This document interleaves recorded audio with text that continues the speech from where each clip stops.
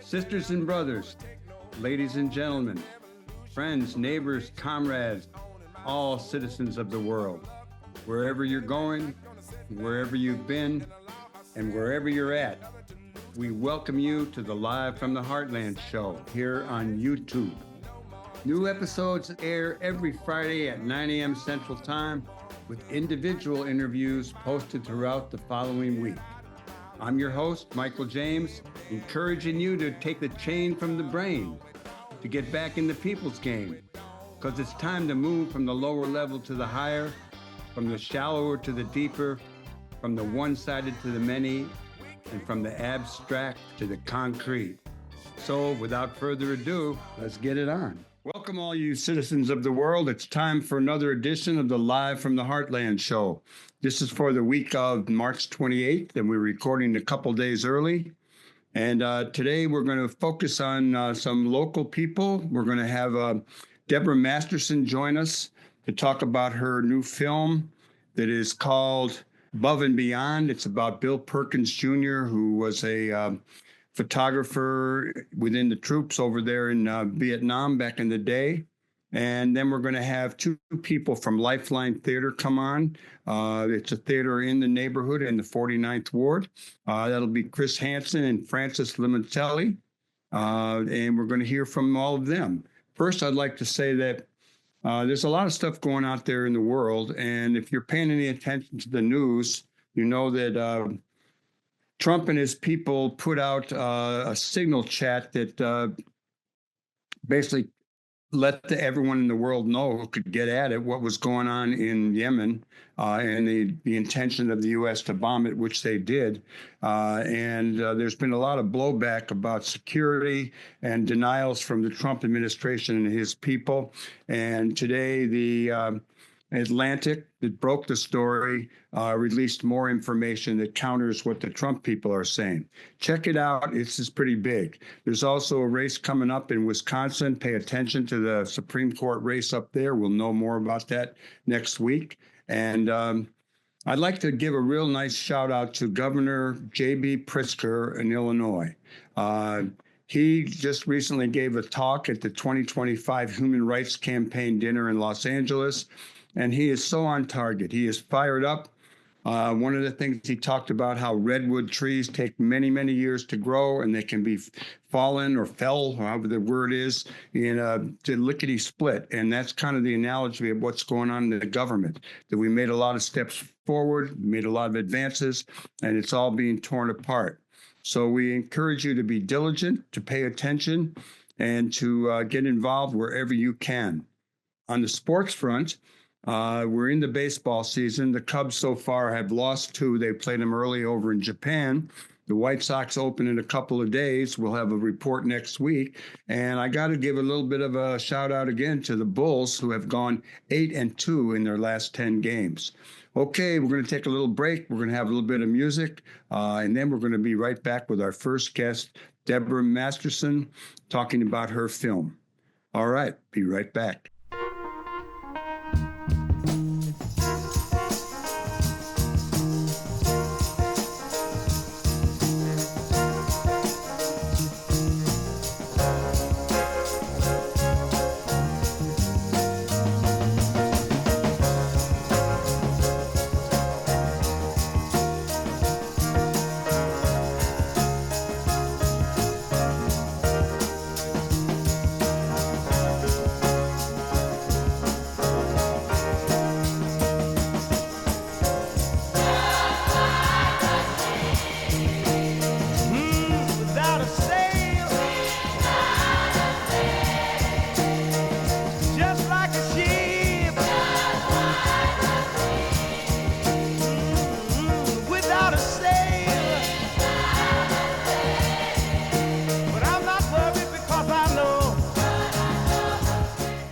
Okay, all you citizens of the world, welcome back to Live from the Heartland for the week of March 28th.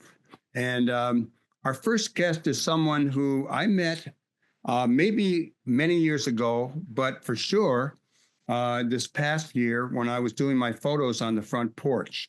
And it turns out that this person, and her name is Debora Masterson, is the daughter of some good friends of my parents. And as a young kid back in Connecticut, she remembers my mom and her mom talking, and my mom making some disparaging remarks about my behavior. Given all that, I was blown away to meet Debora. She lives a block from me, and we're both in the 49th Ward, and we're both interested in do some work in film. So it turns out, Debora, and I'm going to say good morning to you now. Good morning, Michael. It's so great to see you, and thank you for having me.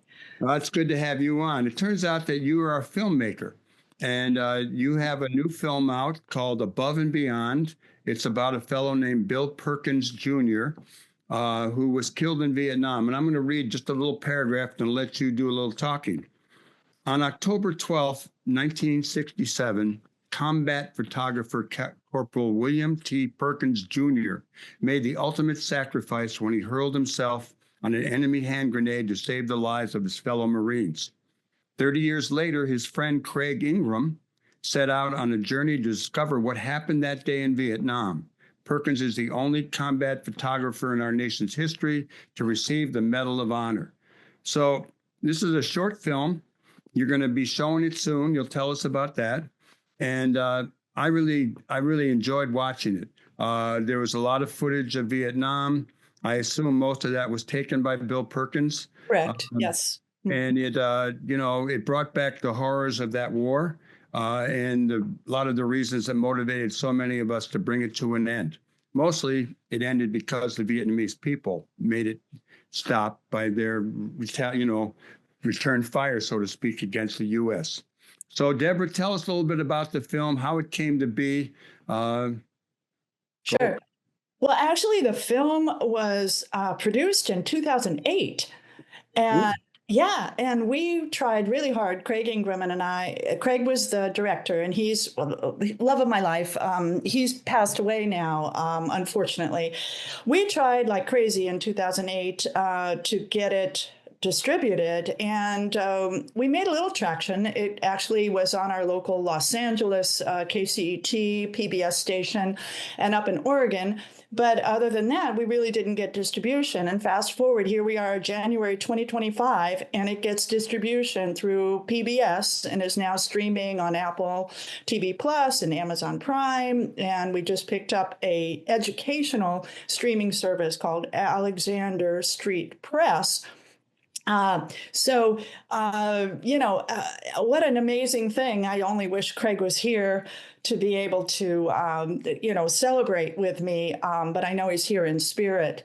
So, the film, Bill Perkins was one of Craig's best friends in high school. And we knew each other, all of us back then. I met Craig when I was 15, fell in love with him. He was a rock and roll crazy star. I mean, just so talented. And I idolized him, actually. And we went together for 7 years. And then we broke up. And through the craziness of, sex, drugs, rock and roll, the Vietnam War, everything just, we lost track of each other. And I went on to marry and have some kids. And, I had no idea where he was. And it turns out 30 years later, we ran into each other. I was looking for a guitar teacher for my youngest son, and his name came up. And it turns out we were living for 10 years, 4 miles from each other, and never saw each other, which was crazy. Anyway, one of the first things he said when we got back together again was, I want to make a documentary about Bill. And I was actually a talent agent in Los Angeles at the time, representing crew. So I was in a situation to be able to help him, but I dissuaded him. I told him, I said, it's so hard to make a film. It's so expensive. It's a crapshoot. I tried to dissuade him, but he insisted. He paid with his own money. He was the executive producer, and he was also the director. And honestly, it was his vision. He did a fantastic job. I only wish I could have made more films with him. Story of, Bill Perkins. Bill we interviewed the survivors of the film. So what happened was, in this horrible battle in the high-lying forest of Vietnam, they were overrun 3-1 by the North Vietnamese army, and they were throwing hand grenades down on top of them. And Bill crawled forward and covered himself over this hand grenade, and he saved the lives of at least 3 Marines around him. And, for that reason, he received the Medal of Honor. And he's the only combat photographer in our nation's history to receive the Medal of Honor. And so we interviewed the guys. He persuaded me to help him out, and I got a crew together, a young crew. We were guerrilla filmmakers. We had no idea really what we were doing. And the survivors of Company C from the battle invited us to Washington, D.C. for their annual reunion. And we spent 3 days with them shooting interviews, shooting at the Vietnam War, shooting his camera, was all shot up with shrapnel at the museum. And it changed my life. And I think it changed the lives of everyone that worked on the film. Debora, let me jump in here and ask you, when he receives the Medal of Honor in absentia, did I correct in hearing that it was Dennis Franz who talks at that point in the movie? Yes, Dennis Franz. We got Dennis Franz, who was also a veteran, and he did it for free. And he offered to read the citation, the Medal of Honor citation. So he's at the beginning, and then he finishes the citation at the end. So we broke. Well, he's a Chicago guy, and he worked in this movie I ever worked in, which is Andy Davis's Stony Island. Really? So it's a small world. You and I both lived in Connecticut. Our families knew each other. You moved in a block away from me. I'm selling my photos a block from the old Heartland Cafe on my porch, and you show up. And it turns out, anyhow, this is pretty neat. I know, really, really kismet, right? Just serendipitous. Yeah.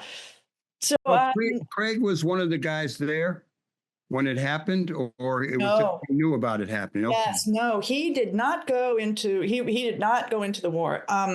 He got his draft notice, and he thought he would go in because he was in football shape. He'd been playing football. And out of a fluke accident, they measured his height too short. It was a mistake.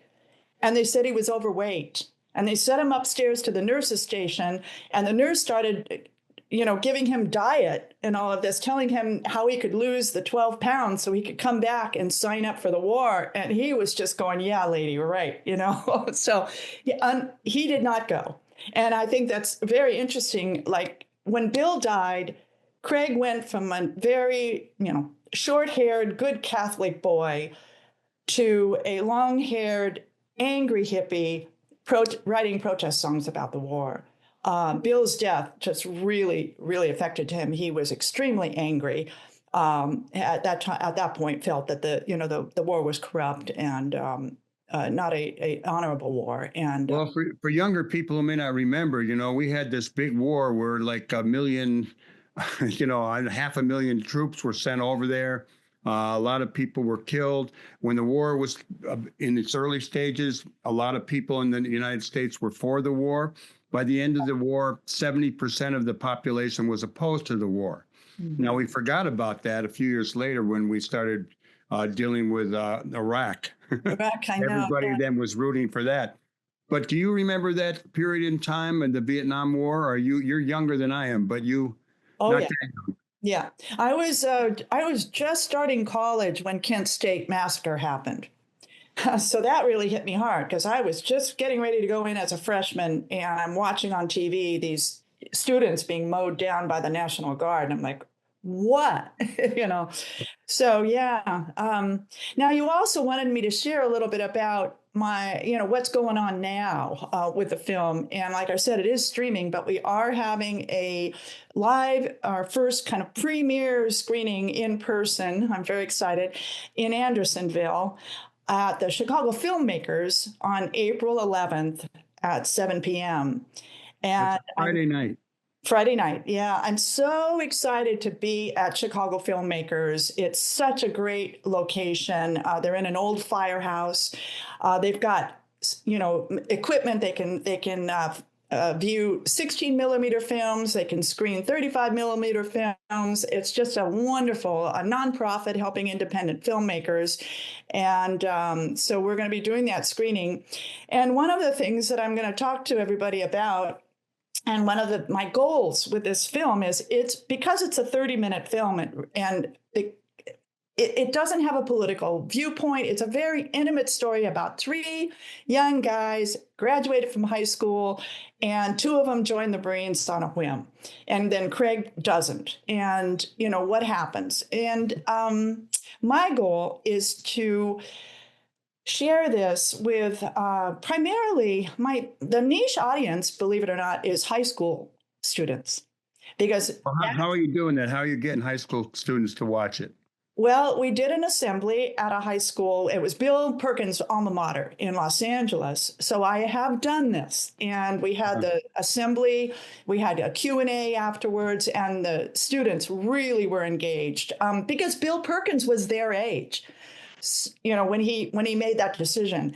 So it brings up some really interesting questions, like, first of all, why did Bill do that? He didn't have to. He could have gotten down. Why did he do it? No answer. We don't know. Would you do that? No right or wrong answer. You're not a coward if you wouldn't do that. But at the same time, what does it take to do that?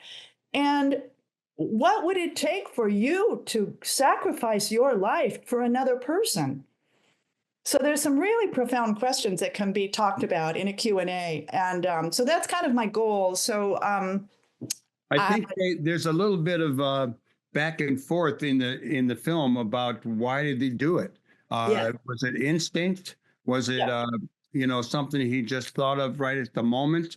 And you do have his father in the film. Yes.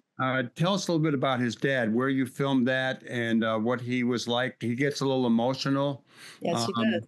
Yeah. It was one of the moving parts of the film. Yes. Bill Sr. really was very helpful and spent a lot of time with us. We became very close. And he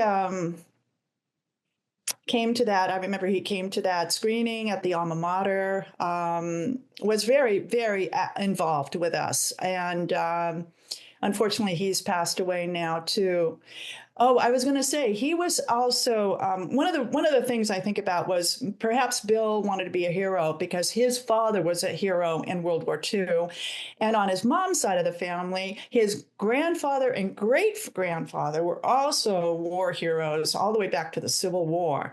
So, there was that in his psyche also of, heroic war veterans. But who knows? But yeah. Well, the only camera we see in the film is the burned up camera, the film camera that he was using.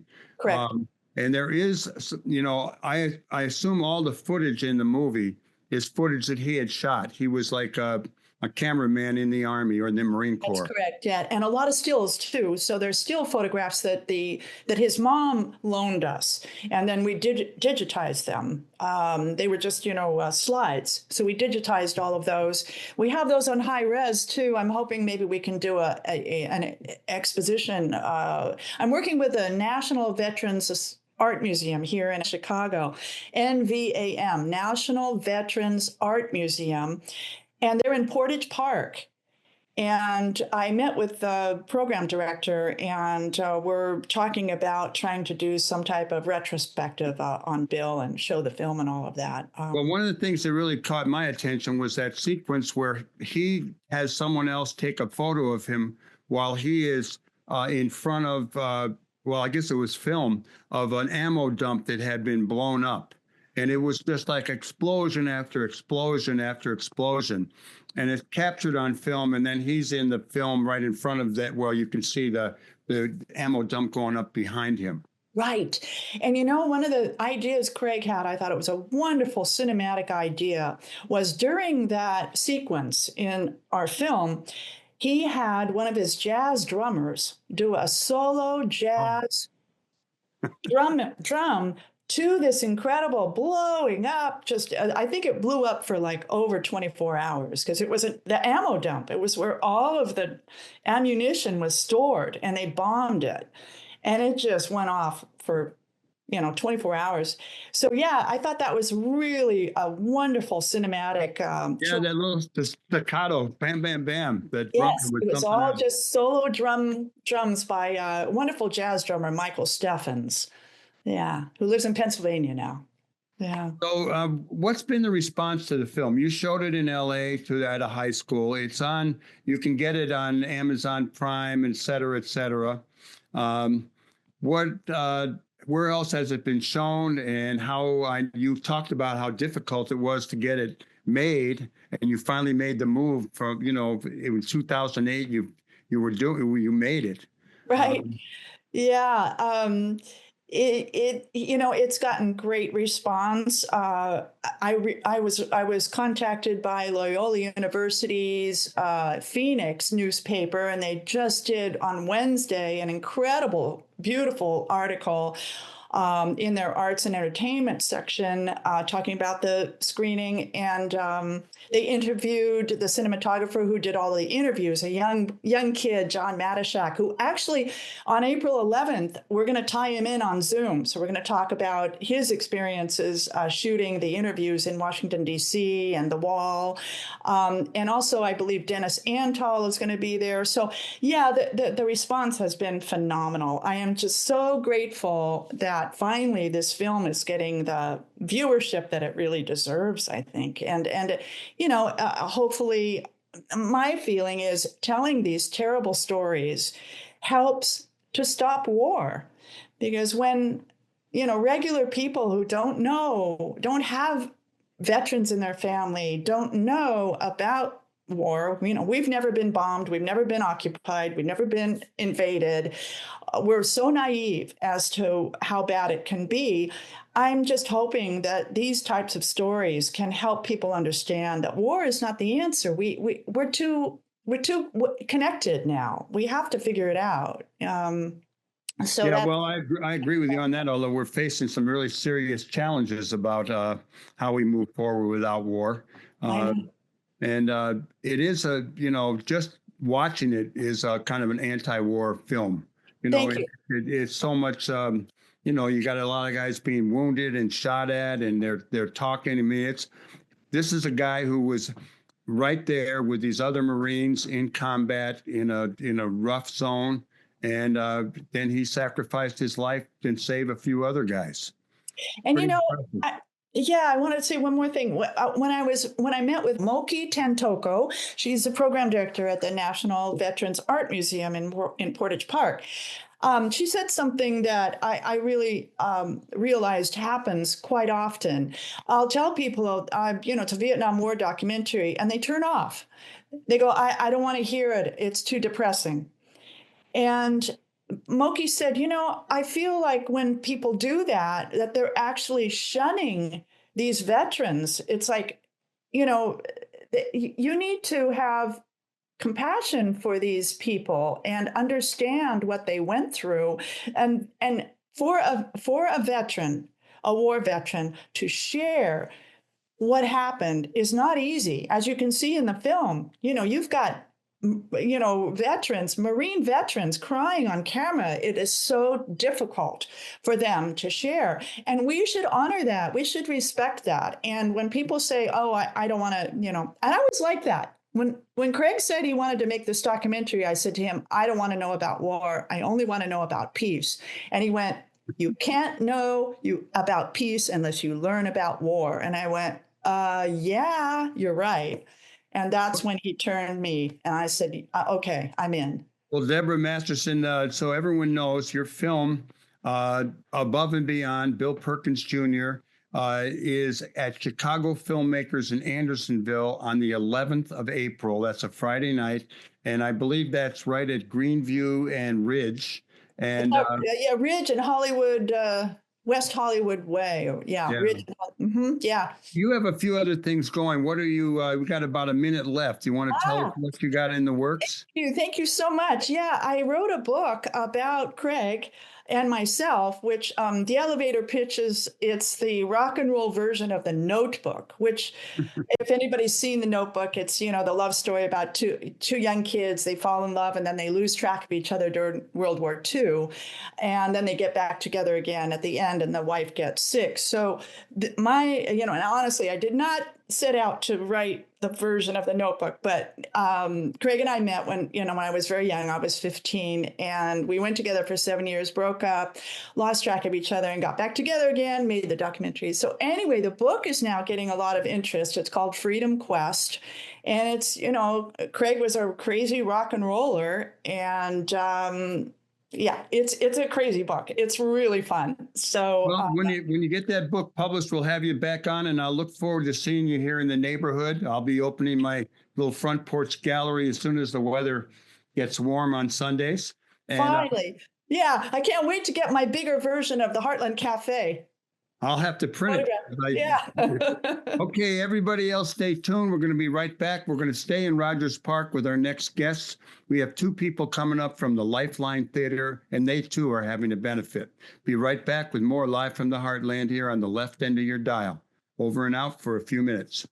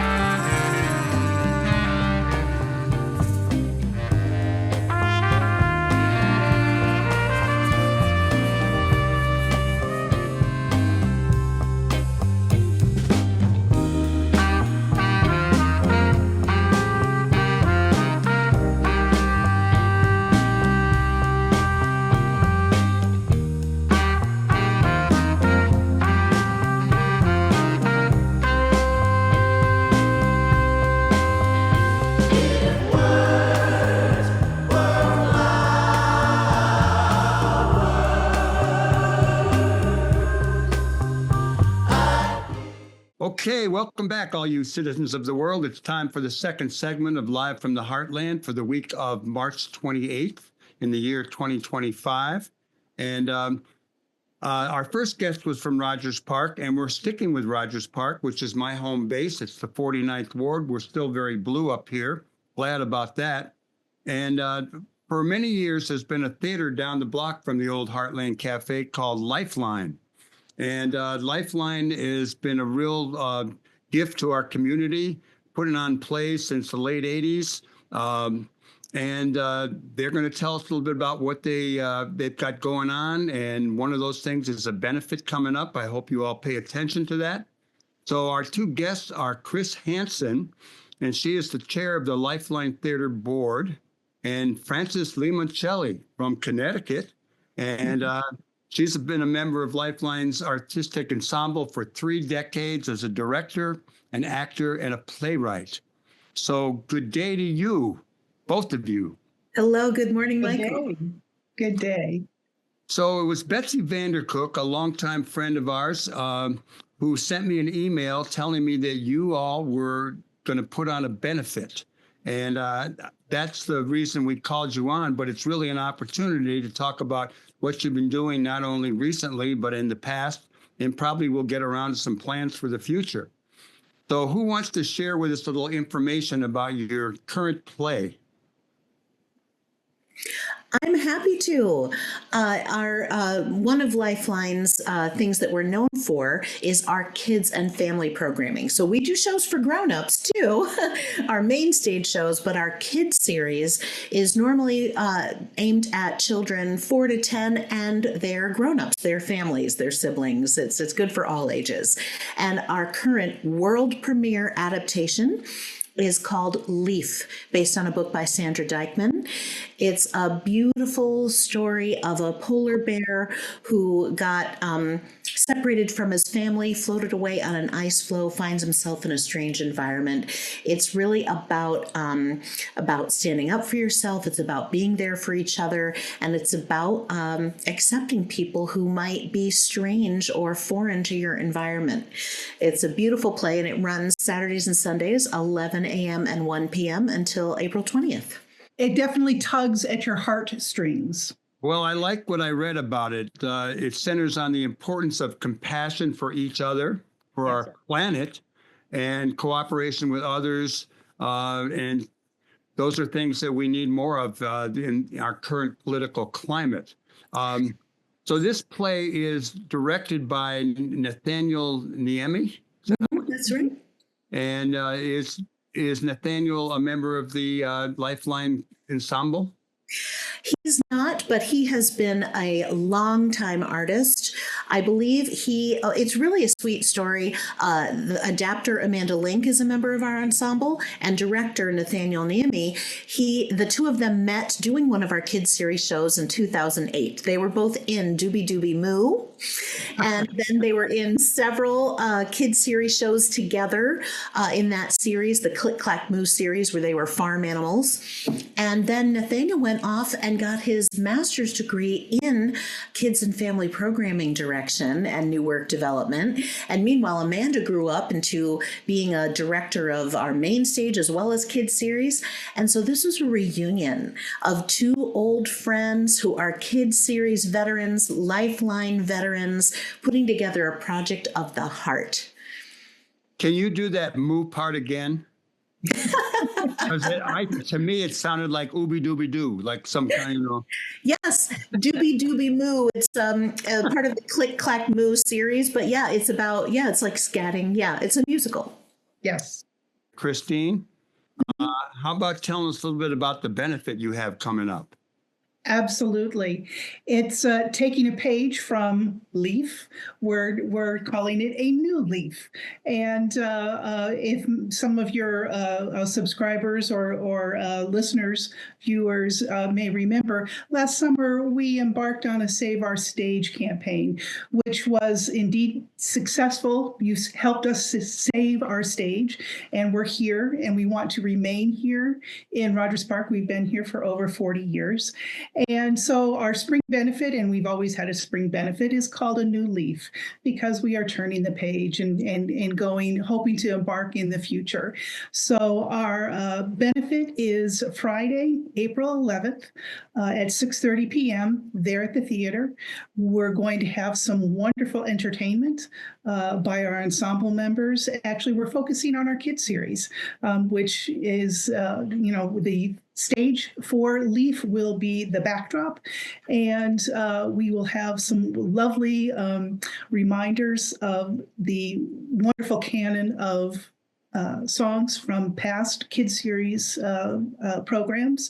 And then we will talk about the future of Lifeline, drawing upon the strength of what we've done and what we hope to do for the future, which is, we've had to limit our programming for kids series because of pandemic and people getting back into the theater. We want to make sure that we're expanding that and getting back to our roots of having, more than one kids series show a year. And also remaining very viable and very strong for our adult programming. So a new Leaf, Friday, April 11th, 6:30 p.m. at the theater. Well, it sounds like a great event. You talked about, you threw out a lot of stuff. I would like to know what are the trials and tribulations of a theater company like Lifeline in these particular times, particularly during the pandemic and the post-pandemic, because clearly there's a need to raise money for the arts, and we're looking at perhaps not being able to get as much money for the arts given our current political situation. Give us a little bit for other theaters, for just people in general, and for would-be theatrical companies, the trials and tribulations of running a community-based theater. Well, I'm sure we both have a lot to say about that. I'll start. Well, let me start by saying that running a nonprofit arts organization is never easy, even in the best of times. in this country. You know, many other countries have government funded arts, and you know, it's a little bit different. But in this country, it's always been very hard. But we are seeing some unprecedented challenges, like you brought up, Michael. The pandemic got us all in the habit of staying home and streaming instead of going out and having a communal experience with other people in a dark space, watching work of theater. And then there's been a reckoning in the whole theater community about how little arts organizations, theaters in particular, have paid, especially young artists in the past. And we're on a big course correction as an industry. So we're paying people more, certainly still not enough, but we're paying people more. Then there's inflation. So costs across the board have gone up. And now, as you said, government funding is disappearing, and not just government, but private funding as well. There are so many crises that funders have priorities for, and sometimes the arts slips lower on the priority level, and that is, I think, what we're experiencing right now. So financial challenges are huge, but we've been through tough times before, and we've bounced back. And we've, like you said, we've been in Rogers Park for 42 years. We want to be there for 42 more. And so we're the little engine that could. We're going to keep chugging along. And we're really lucky because Lifeline has passionate followers. We have fans going back decades that still come to everything. We have grown-ups coming to our kids series shows whose kids have grown and left the house years ago because they love them. So we're so lucky to have supporters, but we want more people to know about us. All those people staying home since the pandemic who now have little kids, they should be coming to our kids series. So we want them to learn about Lifeline. Krystine, what do you have to add to that about the trials and tribulations of running your theater? Well, certainly it's, as Frances alluded to, it's never been easy. And in these times, we are looking at making sure that we not only keep our current wonderful supporters, but that we're expanding our audience and trying to develop our audience. And especially in Rogers Park, we have a great deal of folks, especially with Loyola, coming in and then leaving. And it's up to us, incumbent upon us, to make sure that we're getting out and getting our message and our art in front of folks and enticing them back into the theater, and also supporting the Glenwood Avenue Arts District, which, you know, we've been an anchor of for many years, certainly with the Glenwood Avenue Arts Fest.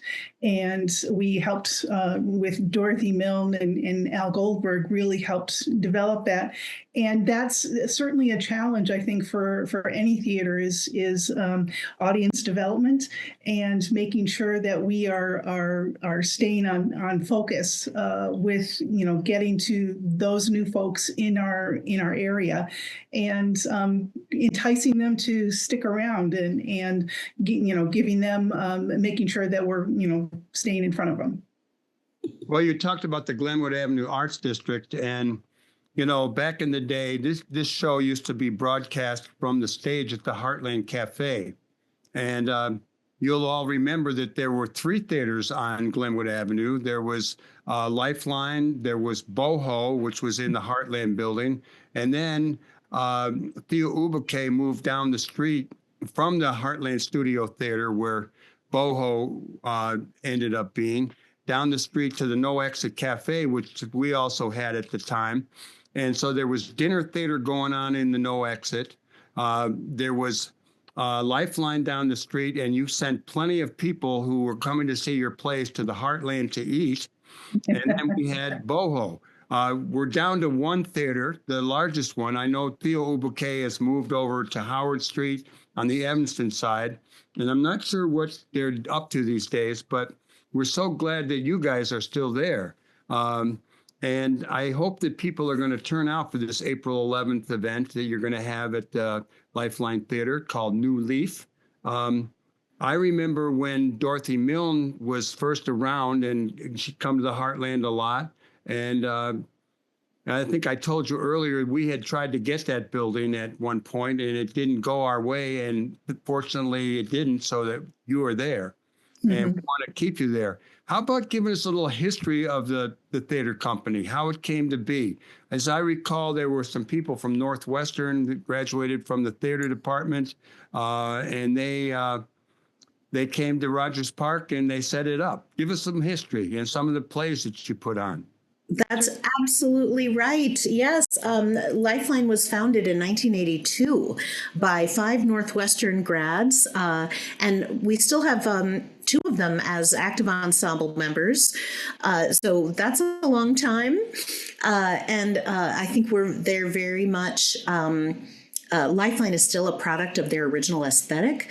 Northwestern has a performance studies department, which is all about literature being put on the stage. And that's what Lifeline does. We bring your favorite stories to life on the stage. So that is very much grounded in our founders' aesthetic.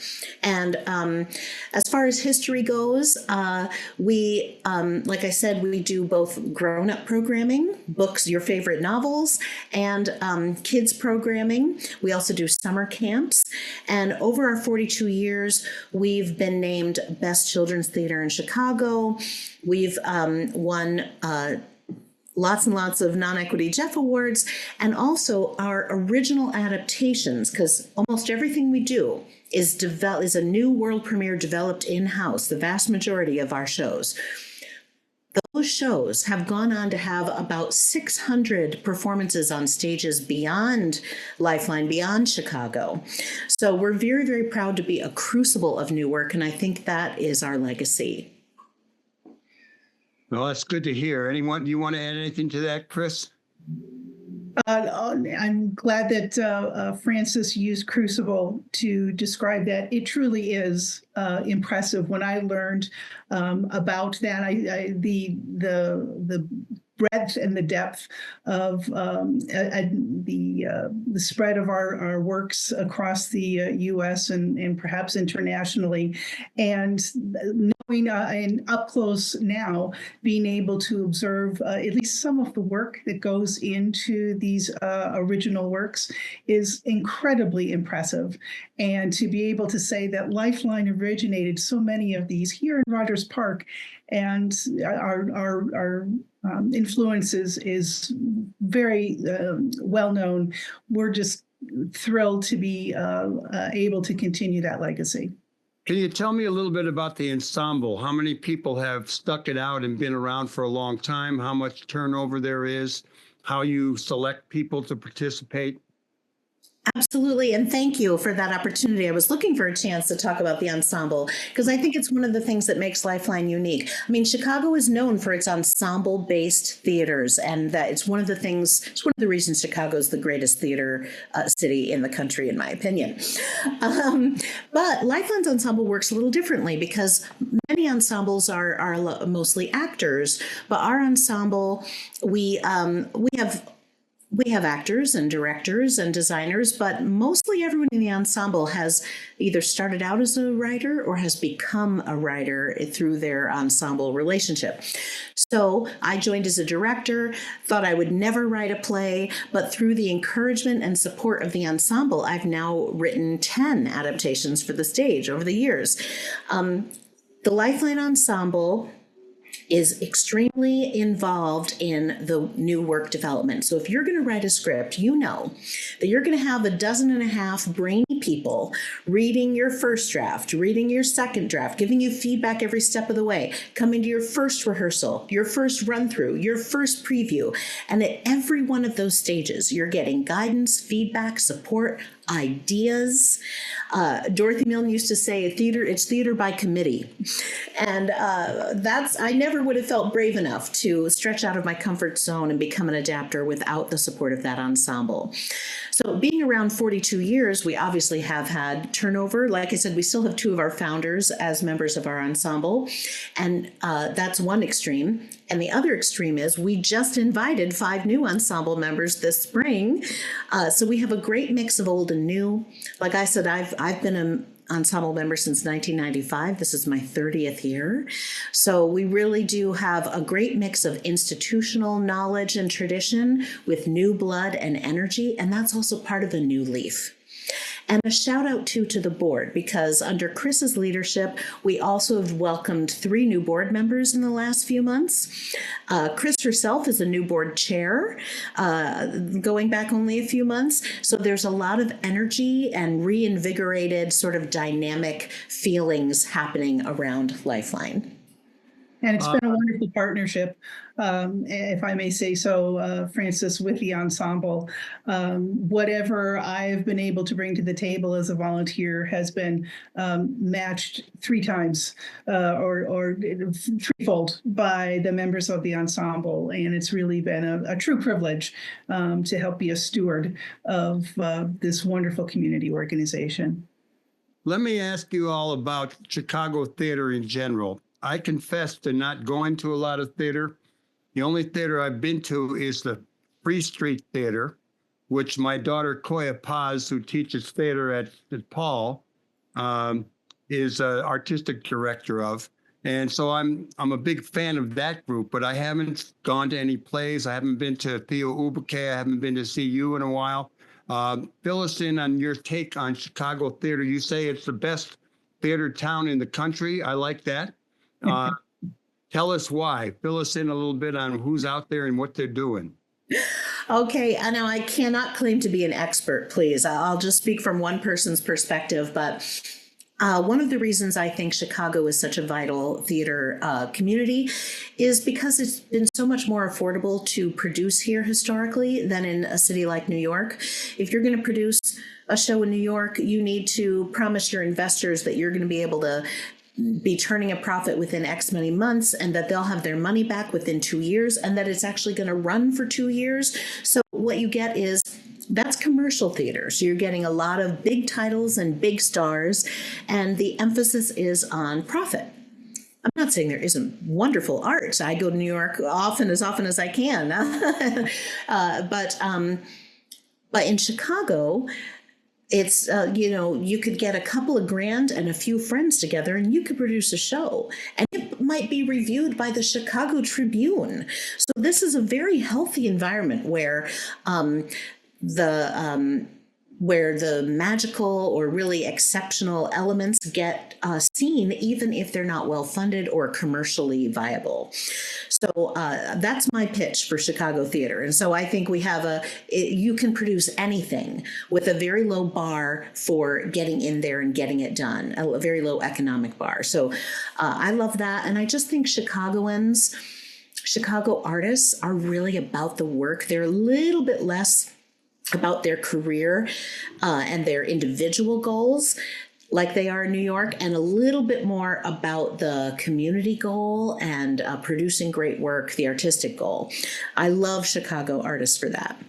As far as what else is going on around town, a lot of theaters are bouncing back from the pandemic, and maybe bouncing is not the right word because it's a slog. It's a Sisyphusian slog up the mountain. But we're not the only ones who have been working hard to come out of those sort of darker times. But I think people, and Chicagoans especially, are hungry for community experiences. Sitting at home and streaming is comfortable and easy, but it's not giving you those memories. It's not giving you those feelings of connection. It's not taking you out of your comfort zone and making you think and feel in the same way. And so people are coming back to the theater. There was a recent study done that says we are close to returning to 2019 numbers. So that is very encouraging. And that says a lot for how hopeful we are at Lifeline. We feel the future is bright, and we just have to make it through the ups and the downs. I hear you. Well, we got a couple minutes left. So how about how about sharing the hopes and the dreams for the theater company, Lifeline? Well, thank you for asking. We're actually embarking upon a strategic planning process that we are looking at our future. And one of the things that we are looking forward to being is not just Lifeline Theatre, but being a leader in hopefully the community arts and perhaps being a center, more of a center for other arts organizations. We have a wonderful building, and there are times when we're not making art, and we would like to invite other organizations to come make art in our building. And we never want to be dark. And we also know that we want, and hopefully that also plays into being a good neighbor in our street, in our organization, the neighborhood organization. We want other folks to be able to help develop that synergy and make those connections, which is just crucial in the times that we're in right now. I love that word synergy, Chris. Thank you. And I want to just make an appeal to our Rogers Park neighbors, both businesses and residents, that, we're your neighborhood theater. You don't have to go downtown. You can spend your entertainment dollars right in Rogers Park if you're a resident. And for businesses, we're helping bring foot traffic and always have, like you said, Michael, about how we've sent a lot of people to eat at the Heartland in the past. I know you love us already. I know you're grateful for us. And we need you to come to that benefit, buy tickets, donate, show up as a sponsor so that we can continue to be your neighborhood theater. Well, I want to thank you both for coming on live from the Heartland. And everyone should remember that you are going to have a fundraiser, a benefit showing it's called New Leaf, Friday, April 11th at 6:30. At Lifeline Theatre at 6912 North Glenwood Avenue. And I want to thank everybody who tuned in today. I want to thank our guests who are on the show today, and that would be Debora Masterson, Krystine Hansen, and Francis Limoncelli. And if you are interested in supporting Live from the Heartland, you can reach us at our new email, livefromtheheartlandshow@gmail.com. And I hope to hear from you, whether it's, I like this show, I think you should do this, I think you should do that, whatever. We need to hear from you. And I also want to clue people in that if you want, go to youtube.com/heartlandmedia.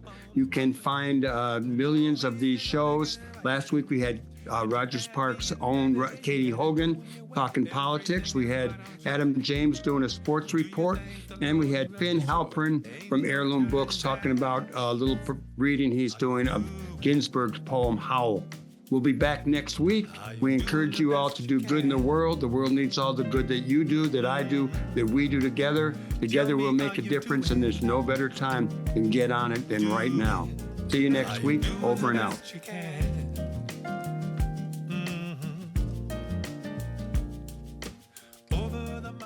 We want to thank you for watching the Live from the Heartland show.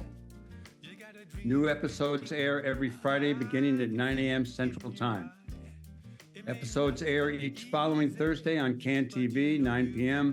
in Sweet Home Chicago on Channel 21 or streaming everywhere else at cantv.org. Audio episodes go live on WLUW each Saturday, 9 a.m. on the left end of your dial at 88.7 FM or streaming everywhere worldwide at WLUW.org. They're available on Apple and Spotify podcasts by looking up Live from the Heartland on either platform, and are also broadcast on Lumpen Radio each Friday at 9 a.m. on 105.5 FM and streaming at lumpenradio.com.